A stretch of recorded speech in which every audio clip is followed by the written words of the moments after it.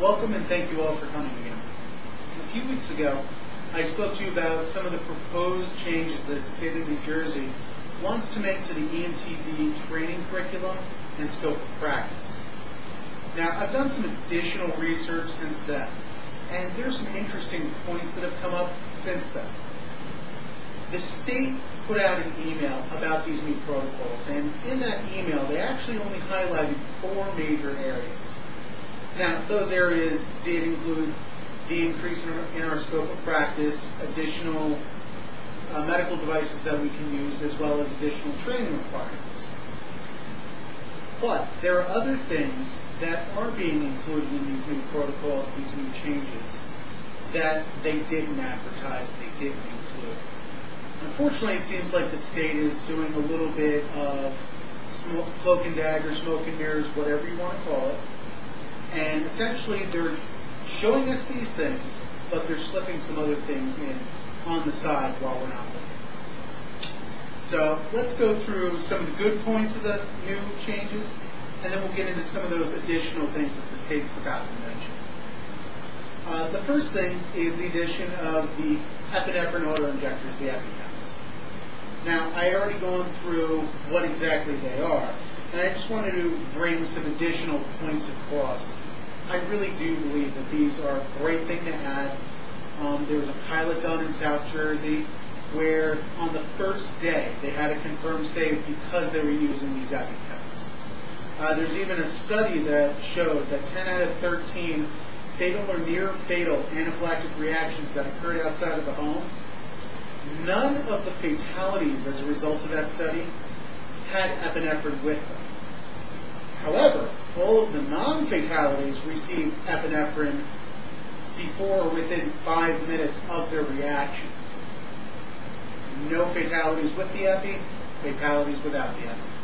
That's a pretty strong case. And the pilot that was conducted in South Jersey did also reflect very similar data as well. Now, the next thing that they want to include, again, I believe this is a very good thing. They want to include advanced airways in the form of LMAs and combi tubes.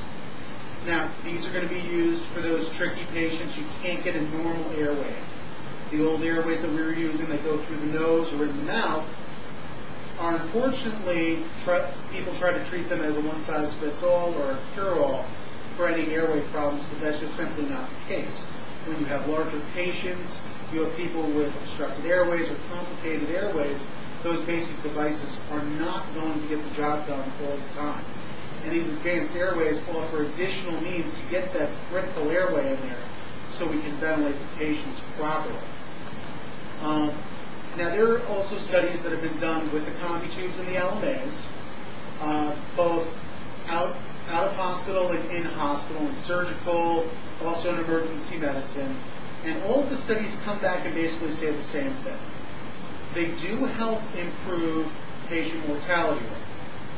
The amount of that improvement varies from study to study. Unfortunately, there's no clear consensus, except that it does help to improve patient mortality rate. There is one area, though, where there's a significant increase when you're in a more rural area where you're more than 10 minutes from a hospital. It can significantly increase the patient mortality rate. In areas such as the one we're in, if you have a hospital less than 10 minutes away, it's a little more questionable whether or not there's going to be significant impact from the introduction of the advanced airways. However, most of New Jersey is still quite a good distance from the nearest hospital, so throughout the state as a whole, these advanced airways will make an improvement in patient dispensations. One of the other things that the state wants to add in, the NAAKs, or the nerve agent antidote kits, those are for the terrorist incidents. If there's some sort of attack that goes on that involves EMS personnel, or it just happens to occur while we're there, those are the stopgap maneuvers to keep us safe so we can get out of the area in a timely fashion. Now, these kits have been used by the military since the Persian Gulf War in the early 90s. So these have been tried and true, tested through battle, through peacetime. They have a long track record of good use, and there's very little question whether or not these will work. They have been for quite some time, and they'll continue to do so. They'll merely be put at our disposal. Now, the fourth point that I had spoken about a couple of weeks ago concerns some additional training that the state is doing, or wants to do for us. The hazmat awareness, the CBRN awareness, ICS 100, and NIM 700. Those are all training courses that I truly believe are important for EMTs to know.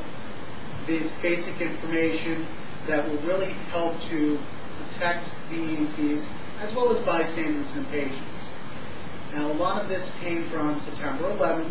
It became very obvious that there was a lot of basic knowledge that EMS providers lacked, and this training is a reaction to that to help fill in that void, to bridge the knowledge gap. Now, at the time I had mentioned that it was unknown whether or not this was going to add additional training time or was simply going to be incorporated into EMT basic curriculum and keep the same number of hours. Additional research into the proposed changes, digging a little bit deeper, actually shown that the state has a different idea. Instead of incorporating it into the EMT curriculum, as many of us would like to see, what the state wants to do is make them mandatory electives. Now, as you're aware, we have to take our 120-hour initial class, 10 hours of in-hospital time, and take our initial exam just to get the card the first time around. Then every 3 years after that, we have to take 24 core courses and 24 elective courses. Essentially, it's 24 mandatory hours of EMT refresher going over the same stuff that's in the main class, and then 24 hours of elective or continuing education credits. Now, traditionally, all those courses have been whatever we want. They can be rescue, advanced airways, pathophysiology, advanced trauma, just about anything you could think of. However, what the state wants to do to allow for every EMT to take these 4 courses, they want them to take 12 of those hours away and make those mandatory electives. So every 3 years you would be forced to repeat those 4 courses. Now, the current OSHA standards dictate that every year you do have to refresh the knowledge that is contained in these classes. Not retake the classes, but instead, every year you have to spend 1 to 3 hours, depending upon how many of the refreshes you do all rolled into one. And you have to take that time and do some sort of activity, whether it's a class, which it can be, or a drill, or a tabletop exercise, where you use that knowledge. So the requirement isn't to retake the course, but to refresh the knowledge. The state wants to take that choice away from us, take away that flexibility, and instead say you must take these courses every 3 years. The reality is these are not courses that are easily forgotten. It's very basic information, stuff that most of us won't forget. We do just need to every once in a while dust off that knowledge and to use it again. The way we do it now is perfectly sufficient. And unfortunately, this is just the state's attempt to shove a requirement down our throats so they're more compliant with Executive Order 50. And all that comes down to the state is if they're compliant with Executive Order 50, which mandates all this training from the federal level, then the state can get more funding. That, unfortunately, is the game the state's playing. Instead of being concerned with our continuing education and expanding our knowledge, which also helps improve patient care, instead they're more concerned about how much money they're bringing in.